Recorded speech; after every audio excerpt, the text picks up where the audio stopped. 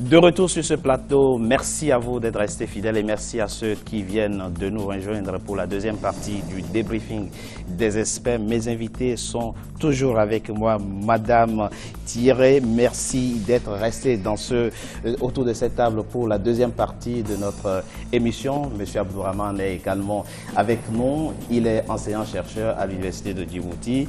Monsieur Moussa Ahmed, il est étudiant en journalisme. Il est resté avec nous. Et Monsieur Dakhir Abdourahmane est également avec nous pour parler donc de la candidature de Monsieur Omar Elmi Haïré. J'espère que je prononce bien son nom. Il est le candidat de la coalition d'opposition USN, Union pour le Salut National. Il se dit candidat du renouveau. Il veut une deuxième république à Djibouti qui est réellement cet homme. Et que propose-t-il concrètement aux Djiboutiens? Élément de réponse dans ce sujet signé Wendian Valentin, commentaire Oliva Jacotan. Omar Elmi Haïré veut l'alternance à la tête de son pays Djibouti. Né à Djibouti, autrefois appelé le territoire somalien français ou encore le territoire français pour les Afars et Issa, celui qui brigue la magistrature suprême de son pays est un ancien prisonnier politique. En effet, en mai 1968, Omar Elmi Haïré et Omar Osman Rabé sont accusés de l'assassinat de Ali Aref Bourane, un homme politique djiboutien, et seront condamnés à mort. Une peine qui sera commuée en prison à perpétuité. Aujourd'hui, candidat à l'élection présidentielle, il prône l'alternance dans son pays. L'Union pour le Salut National m'a fait honneur en me désignant comme candidat unique pour la présidentielle de 2016. Je mesure l'ampleur des responsabilités et je serai à la hauteur grâce à tous. Le peuple veut l'alternance dans sa large majorité et je pense que notre coalition s'est inscrite dans cette dynamique. Nous avons beaucoup de chances de remporter cette élection. Nous confions désormais tout à la volonté divine. Omar Elmi Haïré était l'un des jeunes combattants de la liberté pour la libération de Djibouti, membre du Front de libération de la côte de Somalie et candidat à cette élection présidentielle sous les couleurs de l'Union pour le Salut National. Il veut miser sur la promotion du genre. Pour nous, une femme est égale à un homme. Donc dès que nous serons au pouvoir, on visera la parité 50% d'hommes et 50% de femmes. Les femmes compétentes, il y en a tellement dans notre pays et nous allons les valoriser. Personne ne sera laissé pour compte grâce à notre politique. Pour rappel, Omar Elmi Haïré ainsi que Omar Osman Rabé ont été libérés le 11 mars 1975 en échange de l'ambassadeur français en Somalie enlevé par le Front de libération de la côte de Somalie. À 69 ans, il va à la conquête de quelques 187 000 électeurs avec un projet pour son pays, celui d'un partage équitable du fruit de la croissance s'il est élu au soir du 8 avril 2016. Omar Elmi Haïré veut l'alternance à la tête de son pays. Madame Thierry, une femme égale un homme, 50%, 50% désormais, que ce soit dans les administrations, que ce soit dans les entreprises, ce sera désormais comme ça, c'est son projet à lui. Que pensez-vous de cette mesure qu'il propose de mettre en place s'il est élu président de la République? Je dirais que c'est un projet fort ambitieux, mais en tant que femme, oui, je dirais que c'est une belle initiative. Et que bon, ça ne peut que participer au développement du pays. Encore faut-il le réaliser. Mais les autres candidats aussi, je crois que l'électorat féminin est tellement important, oui, que chacun essaye de tirer la couverture à lui. Donc vous parlez, c'est une promesse électorale simplement? J'attends de voir les faits. Oui. Alors, je suis très heureux d'entendre ça. Oui. Mais la question qu'on se pose, c'est on peut avoir de bonnes intentions comme ça, mais dans la réalité des faits, dans leur propre parti, quelles sont la proportion de femmes aux commandes? Donc parfois, on a lors des élections des annonces comme ça qui font éclat, mais auxquelles on ne croit pas forcément. Donc il faut peut-être aussi se dire la vérité à un moment donné par rapport à la démocratisation de leur parti, par rapport à la représentation des femmes dans leur parti. Il faut qu'on sache ces candidats-là combien de proportions ils mettent de femmes. Il ne s'agit pas simplement de l'annoncer. Votre réponse à sa proposition, c'est avant de faire la parité à Djibouti, il faut faire la parité au sein de l'USN. Je suis très content pour l'annonce, mais pour être objectif, oui, et puis parce qu'on ne doit pas avoir des jugements de valeur sur le programme de tel ou tel candidat. Ce qu'il faut, c'est ici, dans le débriefing d'experts, c'est peut-être apporter une analyse objective. Oui. Voilà. Moi, je veux voir quelles sont les proportions des femmes dans ces différents partis-là. Je sais que le président sortant dans son propre parti ont fait des efforts par rapport à la représentation des femmes qui était d'environ 30% dans le parti. Donc, c'est pas quelque chose qui limite, il ne faut pas que ça aille en deçà de 30%. Il faut plutôt que ça... Voilà. Mais dans les autres partis, il faut se demander la réalité. Monsieur Daki Abdourahmane, vous êtes enseignant-chercheur, d'accord? Est-ce qu'on peut penser, on peut dire que la participation des candidats de l'USN à cette présidentielle signifie quelque part un retour à la normalité politique? Parce que la crise politique qu'a connue votre pays, elle a été quand même une crise importante. Et là, on voit dans le jeu politique 2 candidats de l'opposition qui participent à la présidentielle. Donc, merci à la question. Moi, ce qui m'a choqué ou bien qui m'a fait réfléchir en fait à plusieurs reprises, c'est que déjà l'USN est un rassemblement de plusieurs partis politiques. Oui, c'est une coalition de partis d'opposition. Comment est-il possible qu'ils ont déjà 2 candidats? 2 candidats d'une même coalition, donc ça m'a fait réfléchir. Ça peut être une stratégie électorale. Voilà. Non. En fait, ça c'est, je donne mon avis bien sûr. En tant qu'intervenant dans cet atelier. Oui. Et deuxièmement, en fait, c'est que je voulais rapprocher à M. Omar El Mikere, c'est que les langues nationales à Djibouti, c'est le français et l'arabe. Quand on veut prétendre, ou bien quand on veut se candidater. Les langues officielles, tu veux dire? Oui, les langues officielles. Il ne parle pas français? Les langues officielles, voilà. Oui. Voilà. Pourquoi on fait ce rappel? Oui, mais ce rappel, j'ai fait quand là, vous nous avez dit le sujet, on va parler de M. Omar El Mikere. Bien sûr, oui, c'est aujourd'hui, c'est important pour moi de le dire et de le signaler, parce que moi, ça m'a choqué. La candidature de M. Omar El Mikere m'a choqué. Et ça, c'est une vérité. Pourquoi? Pourquoi? Parce que les langues officielles ici à Djibouti, c'est l'arabe et le français. Oui. Quand un candidat ne sait ni lire ni écrire l'arabe, ne sait ni lire ni écrire le français, imaginons que demain, par surprise, il devient président de la République. Aujourd'hui, nous sommes en 2016. Il faut partir, en fait, il faut être aux côtés de la mondialisation et de la modernisation de ce siècle. Mais quand il fait ses meetings, il s'adresse à son auditoire en quelle langue? L'auditoire de la langue somalienne. De la langue maternelle, voilà. Monsieur Ahmed Moussa. Tout le monde a pris parti sur les candidats présidentiels à Djibouti. Oui. Oui, vous avez tous défendu un point. Je rajouterais juste un petit truc, si je pourrais me porter. Bien sûr, c'est pour ça que je vous donne la parole. Porte-parole de la jeunesse djiboutienne. Pour ce que M. Abdourahmane a dit, combien de femmes y a-t-il dans son parti? On ne sait pas. Personne ne peut justifier jusqu'à maintenant. Pour ce que mon ami qui est assis juste à côté de moi a dit, voilà, plusieurs présidents parlent une seule langue en Afrique. Et ce n'est pas un point mauvais. Il ne faut pas vraiment voir ce que les Européens ou les Occidentaux puissent reconnaître en nous. Il faut juste imposer notre idéologie. Pour ce qui s'agit de la jeunesse djiboutienne, je pense que l'USN a vraiment trompé tout le monde. Je ne défendrai aucun des 6 candidats, mais on n'arrive pas à donner la tête nulle part. L'USN a trompé tout le monde en disant pas de CENI, pas d'élection. Ce pays se trouve dans la corne d'Afrique. Plus de 60% de la jeunesse djiboutienne... Vous pensez qu'il ne fallait pas aller aux élections? Oui, vous pensez qu'il ne fallait pas qu'ils aillent aux élections? Pourquoi? Sinon, pourquoi on fait des élections? Moi, je dirais, pour le président Ismaël, pour le candidat sortant, pour le président sortant. Oui, pour le président sortant, je dirais que le temps est arrivé pour le changement. Pour les 5 candidats, 300 indépendants. Oui. Pour se présenter aux élections présidentielles, il faut avoir juste une cote de popularité avant de se présenter. Oui. Si vous demandez à des jeunes djiboutiens qui se présentent aux élections présidentielles, ils ne connaissent que 2 personnes. Qui? Omar El Mikere et M. Ismaël Omar Guelleh. Alors, pour nous, si on ne connaît personne, Omar El Mikere avec l'USN nous ont dit au pays tout entier et à la jeunesse djiboutienne, au 20 novembre, voilà, pas de CENI, pas d'élection. Finalement, ils se sont présentés.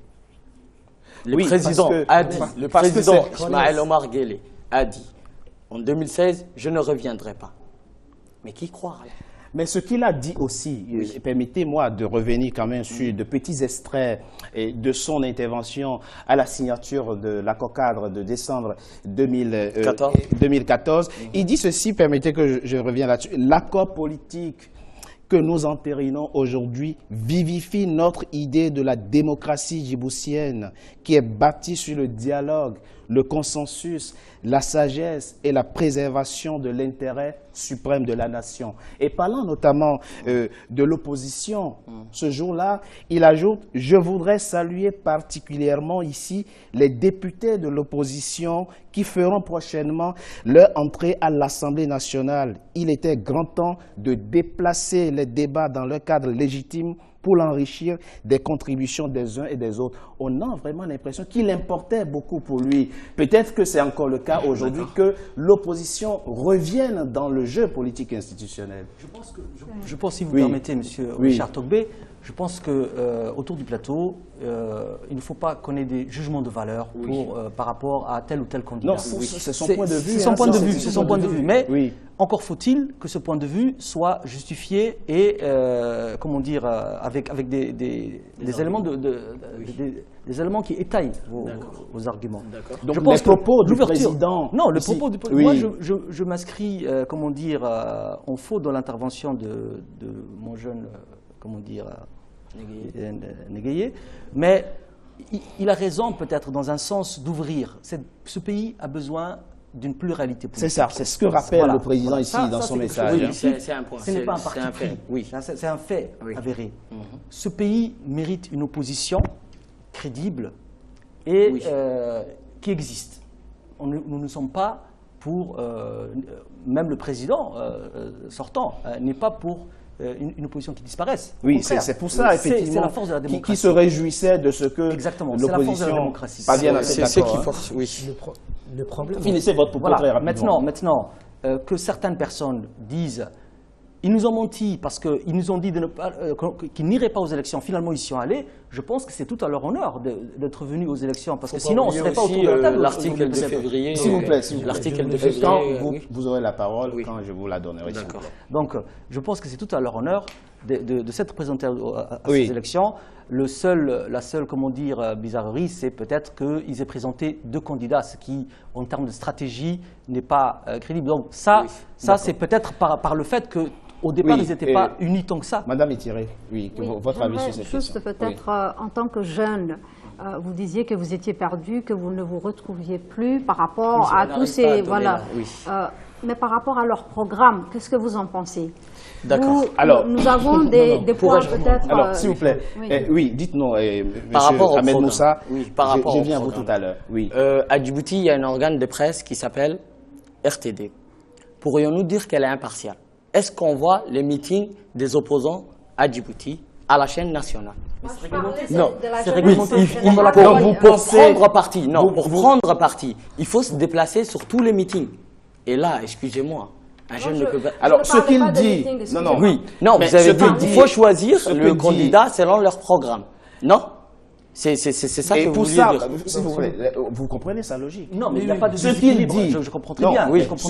Il n'y a pas de déséquilibre. Pour faire un choix, il faut prendre connaissance de l'ensemble des programmes qu'il propose. Ce n'est pas la faute de la RTD? Non, mais si... Mais c'est la faute à qui? Il est en train de... Oui. La RTD est assujettie à une régulation concernant le principe d'égal accès des candidats aux médias publics. Exactement. Est respecté. La couverture. Vous pensez qu'à Djibouti, le principe de l'égal accès de tous les candidats aux médias publics... Pendant les 2 semaines de campagne, tout est respecté. Tout est respecté. C'est votre avis. Mais ce n'est pas votre avis, Ahmed Moussa. Oui, je veux parler. Juste une chose que je voulais préciser en fait. D'accord. Il faut qu'il y ait l'existence d'une opposition. Mais nous, en tant que citoyens lambda, en tant que société civile, on veut une opposition sérieuse et qui peut se comparer en fait Une opposition sérieuse, ça veut dire quoi? Ça veut dire qui peut aujourd'hui prétendre à la candidature de la magistrature. Ça veut dire qu'à part Ismaël Omar Guelleh, personne d'autre ne peut prétendre. Expliquez très rapidement votre propos. C'est-à-dire une personne qui a un vécu historique comme M. Omar El Mekere, qui a les compétences de gouverner ce pays, qui a les outils pour diriger ce pays-là.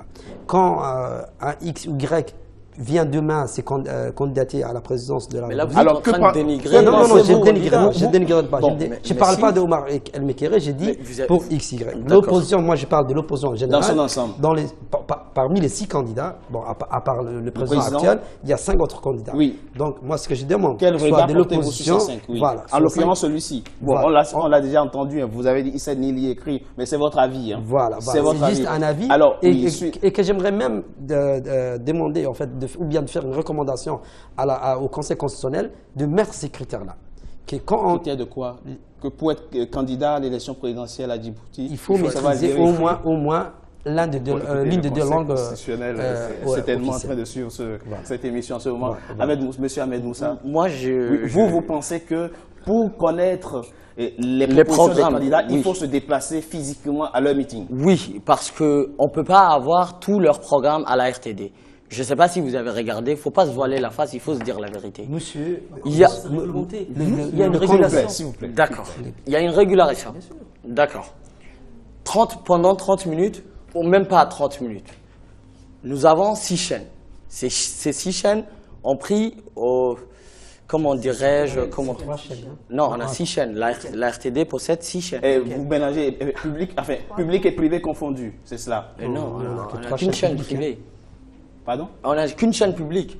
Oui, la RTD, c'est 6 chaînes. Mais là, vous parlez plutôt de la chaîne publique. Oui, de la chaîne publique. Oui. Comment dirais-je? C'est le roi de la rediffusion.